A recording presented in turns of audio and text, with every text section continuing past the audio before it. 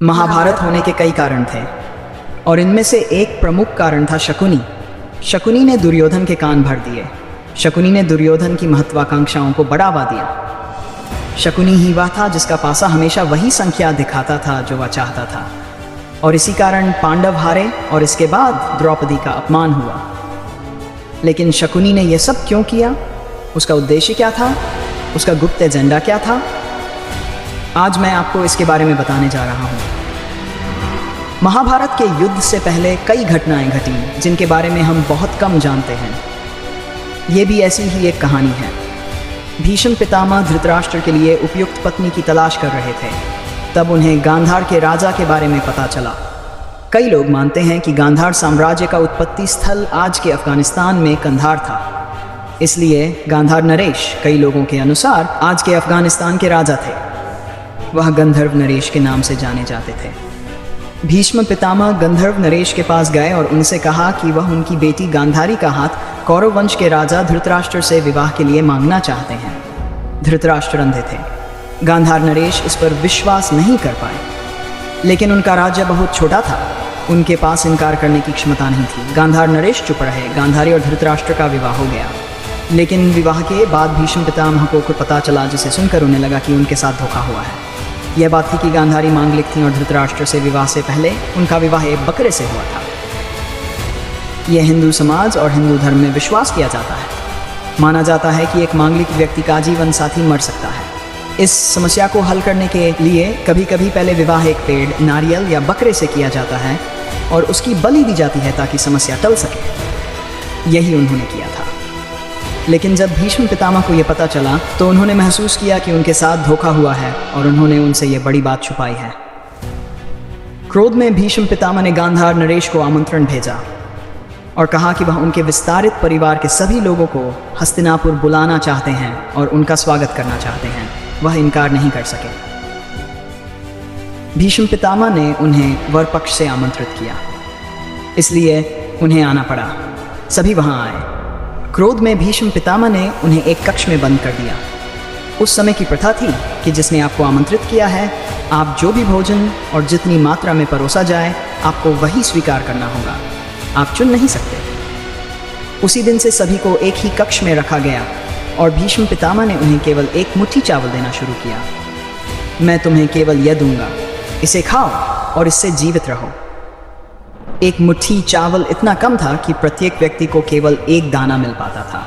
हर दिन एक एक करके लोग मरने लगे, क्योंकि एक दाना या 4 दाने चावल खाकर कोई जीवित नहीं रह सकता। जब एक एक करके सभी मरने लगे, तब वहां गांधार नरेश और उनके बेटे शकुनी बचे, जो गांधार राजकुमार थे। जब सभी मर रहे थे तो उन्होंने फैसला किया कि वे सभी मर रहे हैं और इस तरह से सभी मर जाएंगे। तो एक काम करते हैं, हमारे राजकुमार शकुनी को हर दिन एक मुट्ठी चावल खाने दो। सभी सहमत हुए। शकुनी हर दिन एक मुट्ठी चावल खाता था। वह देखता था कि उसके प्रियजन और रिश्तेदार मर रहे हैं। अंत में केवल 2 लोग बचे। एक थे शकुनी, थे गांधार नरेश। गांधार नरेश वृद्ध और अत्यंत कमजोर थे। अपने बुढ़ापे और कमजोरी में वृद्ध राजा ने अपने बेटे गांधार राजकुमार को बुलाया और कहा, मैं तुम्हें एक उपहार देना चाहता हूँ, यहाँ आओ। शकुनी उठकर अपने पिता के पास गया। उसके पिता बैठे हुए थे। शकुनी ने अपने पिता के सामने खड़े होकर कहा। तब गांधार नरेश ने अपनी सारी शक्ति का प्रयोग करके शकुनी के घुटने पर लात मारी और शकुनी का घुटना टूट गया। इस कारण शकुनी लंगड़ा हो गया। शकुनी ने दर्द से पूछा, आपने ये क्या किया? मैं आपका बेटा हूँ। शकुनी के पिता ने कहा, तुम इतने बदनाम हो गए हो कि जब तुम यहाँ से निकलोगे तो जो हुआ उसे भूल जाओगे और अपने परिवार और अपने पिता का बदला लेने के लिए जिम्मेदार हो जाओगे। इसलिए मैंने तुम्हारा घुटना तोड़ दिया ताकि तुम्हें हर कदम पर याद रहे कि यहाँ क्या हुआ और तुम्हें कौरव वंश से बदला लेने की जिम्मेदारी है। क्योंकि एक मुट्ठी चावल हम सभी ने मिलकर तुम्हें खिलाया, ताकि जब तुम यहाँ से निकलो तो तुम कौरव वंश से बदला ले सको और गांधार के लिए हस्तिनापुर को बर्बाद कर सको। और चूंकि मैंने तुम्हारा घुटना तोड़कर तुम्हें अपंग बना दिया, इसलिए मैं वास्तव में तुम्हें एक शक्ति देना चाहता हूँ। मेरी मृत्यु के बाद मेरा अंतिम संस्कार मत करना, बल्कि मेरी हड्डियों से पासा बनाना। और जब तुम पासा फेंकोगे तो दोनों पासे हमेशा वही संख्या दिखाएंगे जो तुम चाहोगे। शकुनी ने जैसे निर्देश दिए थे वैसे ही किया।